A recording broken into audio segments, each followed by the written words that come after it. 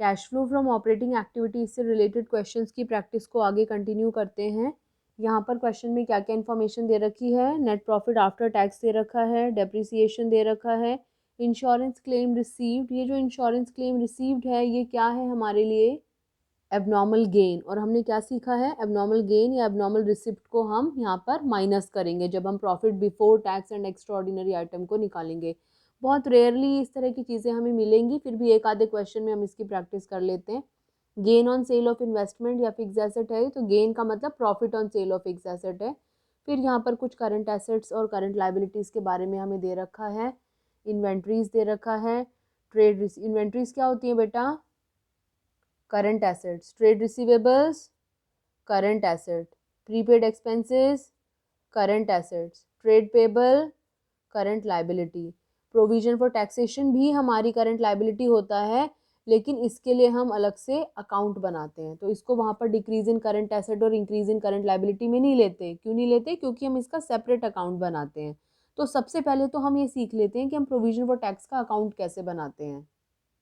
सबसे पहले रफ में प्रोविजन फॉर टैक्स अकाउंट ही बना लेते हैं। लाइबिलिटी साइड में शो होता है, and liabilities always have a credit balance. हमने वो AELCR वाला रूल सीखा है, asset expense liability capital and revenue. So it is being a liability, इसका हमारा क्रेडिट बैलेंस होगा। By balance brought down and here it will B to balance carried down. देखो जरा कितना दे रखा है opening balance provision for tax का, कितना बैलेंस दिया है प्रोविजन फॉर टैक्स का ओपनिंग बैलेंस, जरा ध्यान से देखना है क्वेश्चन को हमेशा। ये 2020 है, ये 2019 है। क्वेश्चन में ऊपर जैसे ही सवाल शुरू करो ज़रूर देख लेना, ओपनिंग बताओ 2019 का कितना दे रखा है, 19,000। तो ये हमारा ओपनिंग बैलेंस है, एंड क्लोजिंग बैलेंस दे रखा है 13,000। कैसे शो करेंगे अपने प्रोविजन फॉर टैक्स में, यहाँ पर ओपनिंग बैलेंस, यहाँ closing balance. By balance brought down 19,000, closing balance to balance carried down 13,000। अब इसको कैसे कंप्लीट करना है, इधर वाला अमाउंट इधर आ जाएगा टू बैंक पेड के नाम से, और इस तरफ आ जाएगा बाय P&L अकाउंट मेड के नाम से। मेड मतलब होता है प्रोविजन मेड। याद रखो जो करंट ईयर वाला है वो पहले हम प्रॉफिट में से निकाल कर रखते हैं, उसका प्रोविजन बनाते हैं, फिर हम उसको, और पिछले साल वाला जो होता है उसको पे करते हैं। दूसरी चीज़, ये कब करते हैं, जब तक कि सवाल में कोई और इन्फॉर्मेशन ना दी हो। अमाउंट कैसे लिखा हमने, यहाँ 19 है तो हमने यहाँ पर भी 19 लिख दिया, और यहाँ 13 है तो हमने यहाँ पर भी 13 लिख दिया, और दोनों तरफ का टोटल हमारा बराबर हो गया। लेकिन ये हम कब तक करते हैं, जब तक कि सवाल में हमें कोई और इन्फॉर्मेशन ना दे रखी हो। फॉर एग्जाम्पल अगर इस क्वेश्चन में लिखा हुआ होता टैक्स पेड ₹10,000, तो हम यहाँ पर टू बैंक पेड 10,000 लिख देते थे, और यहाँ पर टोटल करके 10 और 13 23, यहाँ पर 23 लिखते, 19 में से माइनस करते तो यहाँ पर आ जाता 4,000। या फिर क्वेश्चन में लिखा होता प्रोविजन फॉर टैक्स मेड इतना है, तो वो अमाउंट हम यहाँ पुट करते और जो डिफरेंस आता वो बैंक पेड के नाम से आ जाता। लेकिन जब तक क्वेश्चन साइलेंट है तब तक हम प्रोविजन फॉर टैक्स अकाउंट कैसे बनाते हैं, by balance brought down to balance carried down by P&L made and to bank paid के नाम से। और P&L मेड जो है वो हमारा प्रॉफिट बिफोर टैक्स निकालने के लिए उसमें प्लस होता है, और जो टू बैंक पेड है वो जब हम पूरा cash flow from operating activity बना लेते हैं और लास्ट में टैक्स पेड जहाँ माइनस करते हैं वहाँ पर माइनस किया जाता है। तो अब अपने क्वेश्चन की तरफ चलते हैं, दोबारा शुरू करते हैं cash flow from operating activity बनाना। लेकिन cash flow from operating activity बनाने के लिए हमें सबसे पहली चीज़ क्या चाहिए होती है, ये फॉर्मेट है, क्या चाहिए होती थी हमें उसमें सबसे पहली चीज़, profit before tax and extra ordinary item. और profit before tax and extra ordinary item हमें हमेशा कहाँ से मिलता था, वर्किंग नोट से। तो पहले वर्किंग नोट बना लेते हैं उसका। So put the heading working note number 1, net profit after tax. कितना दे रखा है हमें क्वेश्चन में नेट प्रॉफिट आफ्टर टैक्स, देखो यहाँ सवाल में नेट प्रॉफिट आफ्टर टैक्स कितना दे रखा है हमें, 3,40,000। तो हमने भी यहाँ पर लिख दिया नेट प्रॉफिट आफ्टर टैक्स 3,40,000। अब इसमें कितनी चीज़ें जोड़ते हैं, 4। नंबर 1, ये सीक्वेंस में याद रखो, नंबर 1 प्रोविजन फॉर टैक्सेशन अभी निकाला, जो प्रोविजन फॉर टैक्स मेड आया है हमारा। देखो जो प्रोविजन फॉर टैक्स अकाउंट बनाया है इसमें प्रोविजन मेड कितना आ रहा है, 13,000। यही 13,000 हमने यहाँ पर प्लस कर दिया। So net profit after tax में 4 चीज़ें जोड़ते हैं, number 1 provision for tax made, number 2 P से प्रोविजन, नंबर 2 पी से प्रपोज डिविडेंड, इस क्वेश्चन में कोई प्रपोज डिविडेंड नहीं है, खालिस्तान। फिर डिविडेंड से नंबर 3 क्या बनता था, इंटरिम डिविडेंड, इस क्वेश्चन में कोई इंटरिम डिविडेंड नहीं है, खालिस्तान। और नंबर 4 बनता था ट्रांसफर टू रिजर्व, इस क्वेश्चन में कोई ट्रांसफर टू रिजर्व नहीं है। हमने इसको प्लस किया तो प्रॉफिट आफ्टर टैक्स से निकलकर अभी नहीं बनाई क्योंकि इस क्वेश्चन में एक एक्स्ट्रा ऑर्डिनरी आइटम भी दे रखी है। ये हमारा अमाउंट आ गया 3,53,000। अगर इस क्वेश्चन में एक्स्ट्रा ऑर्डिनरी आइटम ना होती तो यही हमारे चारों चीज़ें जोड़ने के बाद में ये बन जाता हमारा profit before tax and extra ordinary item. 90% question में हमारा यहीं तक करने से बिफोर टैक्स वाला पॉइंट आ जाएगा। इस क्वेश्चन में एक एबनॉर्मल इनकम है हमारे पास में, हमने इंश्योरेंस क्लेम रिसीव करा है। हमने सीखा था कोई भी एबनॉर्मल गेन होगा तो उसको हम कर देंगे माइनस, ये जो इंश्योरेंस क्लेम हमने रिसीव किया है इसको यहाँ से माइनस कर दो, फिर वापस से इसको ऐड बैक करेंगे अभी। तो ये हमारा अमाउंट आ गया profit before tax and extra ordinary item. क्या आ गया ये हमारा profit before tax and extra ordinary item, कितना अमाउंट आ गया 3,33,000, 3,33,000 हमारा आ गया। अब यहाँ से हम अपना कैश फ्लो स्टेटमेंट बनाना शुरू करते हैं, ये हमारी कहानी यहाँ से शुरू हुई है अब।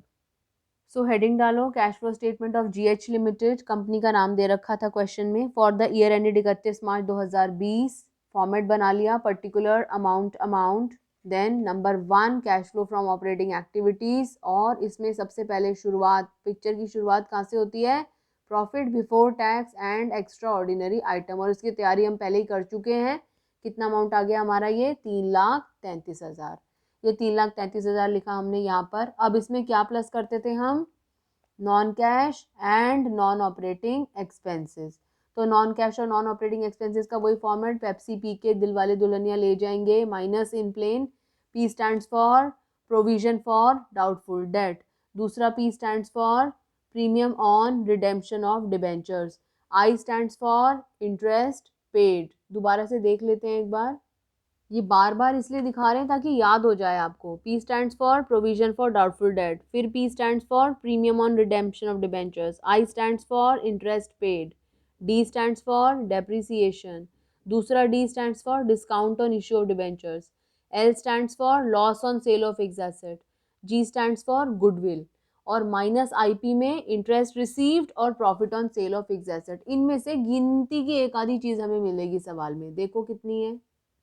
ये क्वेश्चन था, इसमें से क्या क्या है, एक हमारे पास में डेप्रिसिएशन दिखाई दे रहा है और एक हमारे पास में gain on sale of investment या profit on sale of investment दिखाई दे रहा है। तो दो चीज़ें हमें मिल गई हैं, डेप्रिसिएशन और gain on sale of fixed assets.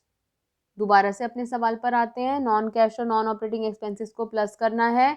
क्या प्लस किया हमने यहाँ पर, डेप्रिसिएशन, अकेला एक डेप्रिसिएशन बेचारा दे रखा है यहाँ पर, और माइनस नॉन कैश और नॉन ऑपरेटिंग इनकम में profit on sale of land दे रखा है या इन्वेस्टमेंट दे रखा है, वो हमने यहाँ से माइनस कर दिया। इसको प्लस किया, इसको माइनस किया। जब प्रॉफिट बिफोर टैक्स से अगला स्टेप क्या बन जाता है वो हमारा, याद करो, प्रॉफिट बिफोर टैक्स से क्या बन जाता है वो हमारा, operating profit before tax and working capital change. अब हम इसमें वर्किंग कैपिटल चेंज करेंगे, कैसे करते हैं working capital change, plus decrease in current asset and increase in current liability and minus increase in current assets and decrease in current liability. इस question को ध्यान से देखो, इन्वेंट्री हमारी करंट एसेट है, 72 से 69 हो रही है, 72 से 69 यानी कि इन्वेंट्री हो रही है हमारी डिक्रीज। ट्रेड रिसीवेबल हमारी करंट एसेट है, 61 से 94 हो रही है यानी कि हमारी करंट एसेट इंक्रीज हो रही है। प्रीपेड एक्सपेंसेस हमारे करंट एसेट हैं, 3 से 14 हो रहे हैं यानी कि हमारे बढ़ रहे हैं। ट्रेड पेबल हमारी करंट लाइबिलिटी है, 78 से 82 हो रही है यानी कि हमारी बढ़ रही है। प्रोविजन फॉर टैक्स का क्योंकि हम अकाउंट बना चुके हैं और उसका अलग ट्रीटमेंट है, इसलिए इसको हम यहाँ पर प्लस माइनस में कभी भी नहीं लेते हैं। जिनके हम अकाउंट बनाते हैं उसको प्लस माइनस में नहीं लेना है, ये हमें याद रखना है यहाँ पर। तो हमने पढ़ा था डिक्रीज इन करंट एसेट और इंक्रीज इन करंट लाइबिलिटी को करते हैं प्लस, तो यहाँ पर क्या है, इंक्रीज इन करंट लाइबिलिटी, और इंक्रीज इन करंट एसेट और डिक्रीज इन करंट लाइबिलिटी को करते हैं माइनस। तो दो चीज़ें हमें प्लस की मिल गई, दो चीज़ें हमें माइनस की मिल गई। हमने यहाँ पर शो करना है, कैसे शो किया हमने यहाँ पर, डिक्रीज इन करंट एसेट और इंक्रीज इन करंट लाइबिलिटी वाले ब्लॉक में डाला इनको। इन्वेंट्री है हमारी 3000, ट्रेड पेबल 4000 का डिफरेंस आ रहा है, दोनों को प्लस किया आ गया 7000, minus increase in current asset और डिक्रीज इन करंट लाइबिलिटी में दो नाम आ रहे थे, ट्रेड रिसीवेबल और प्रीपेड एक्सपेंसेस। इन दोनों का डिफरेंस लिखा अमाउंट और जोड़ा इसको और यहाँ से माइनस कर दिया। अब हमारा अमाउंट क्या आ गया, ये cash flow from operating activities before tax and extra ordinary items.